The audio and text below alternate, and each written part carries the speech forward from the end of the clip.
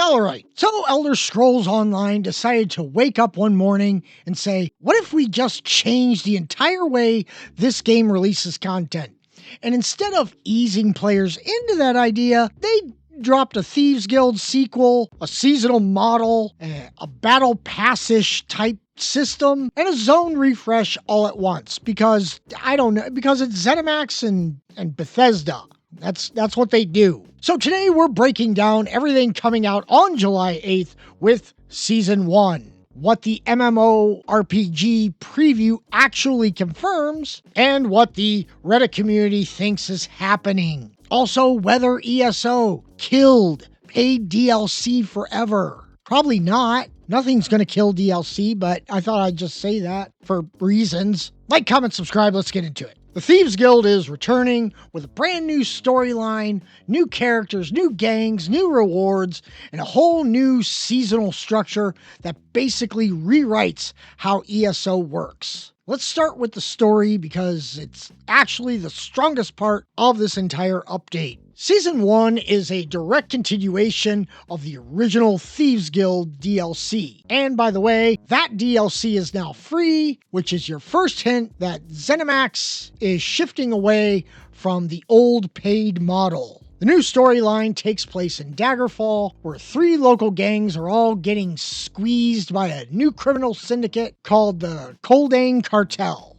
You got the Street Hawks, House Menant, and the Road Sworn. Each gang has its own internal drama, its own code, and its own reason for not trusting the others. Your job is to navigate all 3 groups, figure out who's lying, who's desperate, and who's about to stab someone in the alley. The Thieves Guild sees this mess as an opportunity to expand their influence. So naturally, they send you in to fix everything because why not? It wouldn't be a game if they didn't send you. Also, nothing says subtle criminal organization like sending the Vestige to solve gang politics. Sure, why not? Do that. Quinn is back, and she's basically the emotional core of the season.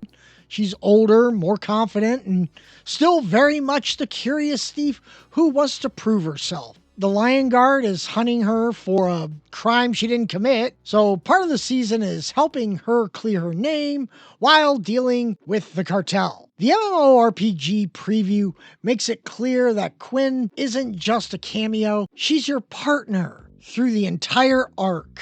And she's getting new character development instead of being nostalgia bait. Update 50 brings a visual overhaul to Glenumbra. Not a tiny lighting tweak. This is a real refresh. The zone looks more modern, more atmospheric, and more in line with ESO's newer art direction. This isn't just a cosmetic update, it's specifically designed to support the new Thieves Guild storyline. So yes, ESO is finally updating old zones instead of pretending like they don't exist. Now, the preview confirms that Season 1 is packed with opportunities to work outside the law. There are heists, infiltrations, stealing, sneaking, and all the stuff players loved about the original DLC. So rewards include fragments for new mythic items, Quinn's heist attire, and 3 of the 4 fragments needed for the rogue's refugee house. And you'll earn these through the story, side content, heists, and thieves' troves. It's a very clean loop. Play the season, get rewards, no DLC purchase required. Now, Season 1 runs from July 8th to October 21st. And it's, like I said, free for everyone. It includes a full storyline, new activities, new rewards, and seasonal progression system called Tamriel Tomes. And this is the new cadence for ESO. They want to get away from paid DLC and paid chapter every year. No more long droughts.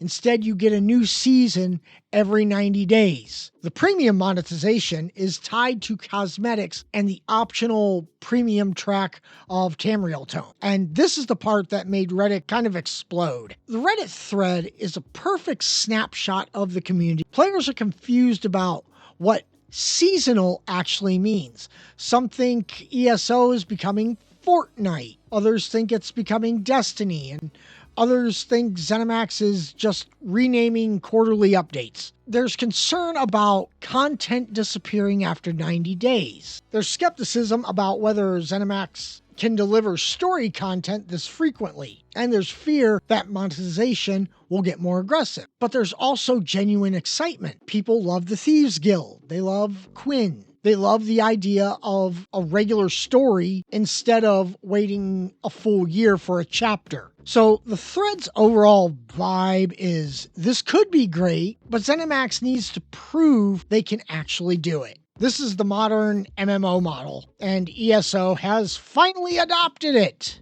Isn't that nice?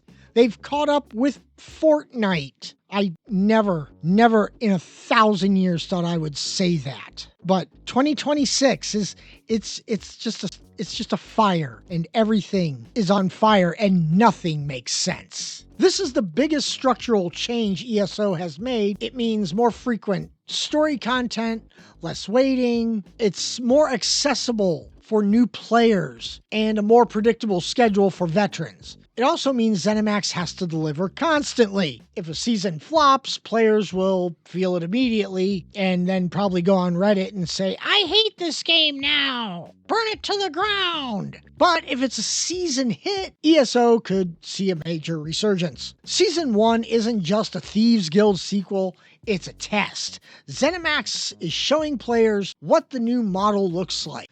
If this season lands well, the next one will follow with the same structure. If it doesn't, like I said, Reddit will definitely let everyone know. So season 1 looks strong. The story is promising. The gang politics and Daggerfall feel fresh. The Glen Umbra refresh is overdue, and the rewards are actually worth chasing. The seasonal model is a gamble, but I think it's a smart one. ESO needs to shake it up, and this is the biggest shakeup they've ever attempted. July 8th is going to be a very interesting day for Elder Scrolls Online players. So if you want to see anything else about ESO, put it down in the comments, hit subscribe, hit like. I'm going to go replay Elder Scrolls Online because I stopped playing years ago. And now I have to get all caught up before the 8th. All right, bye.